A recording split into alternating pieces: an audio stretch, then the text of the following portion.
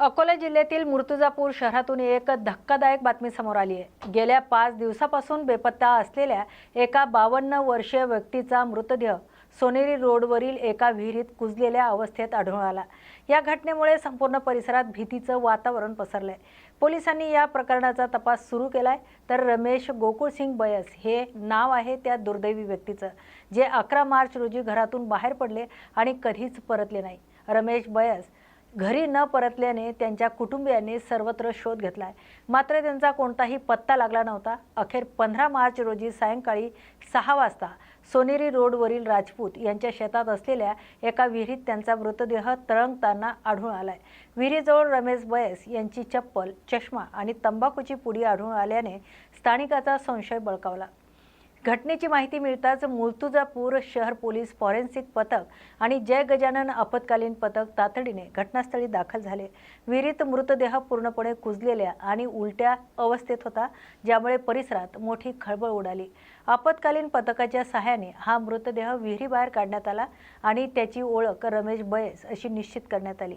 ही आत्महत्या आहे की घातपात या प्रश्नाचं उत्तर शोधण्यासाठी फॉरेन्सिक पथकाने घटनास्थळावरून काही पुरावे गोळा केलेत। सध्या पोलिसांनी आकस्मिक मृत्यूची नोंद केली आहे, तर मृतदेह शवविच्छेदनासाठी पाठवण्यात आलाय। रमेश बयस यांच्या निधनाने त्यांच्या कुटुंबावर दुःखाचा डोंगर कोसळलाय। पोलीस तपासानंतरच या मृत्यूचं गूढ उकलणार आहे। मात्र या घटनेने मूर्तिजापूर शहरात मोठी हळहळ व्यक्त केली जाते। गोंदिया जिल्ह्यातील तिरोडा शहरात आज एक भीषण अपघात झालाय। एका भरधाव ट्रॅक्टरने दुचाकीस्वाराला चिरडल्याने या भीषण अपघातात दुचाकीस्वाराचा जागीच मृत्यू झालाय। या घटनेमुळे परिसरात एकच खळबळ उडाली असून संतप्त नागरिकांनी घटनास्थळी मोठी गर्दी केली होती। मृत्यू कधी आणि कशा रूपात येईल हे सांगता येत नाही, याचा प्रत्यय आज तिरोडा शहरात आलाय। मिळालेल्या माहितीनुसार दिलीप विठ्ठल टेंबरे हे आपल्या दुचाकी क्रमांक MH35 AQ 3341 हा आहे कामावरून परतत असताना भरधाव वेगाने येणाऱ्या ट्रॅक्टरने त्यांना जोरदार धडक दिली।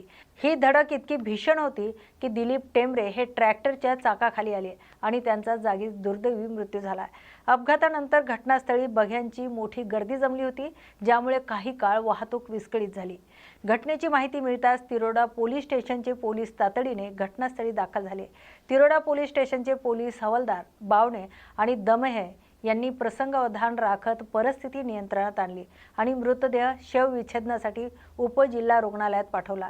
तिरोडा शहरात जड वाहनाची वर्दळ वाढल्याने अपघाताचं प्रमाण वाढत असल्याचा आरोप स्थानिक नागरिक करत आहेत। या अपघात प्रकरणी ट्रॅक्टर चालकावर गुन्हा दाखल करण्याची प्रक्रिया सुरू असून पोलीस हवालदार बावणे आणि दमेहे या प्रकरणाचा अधिक तपास करत आहेत।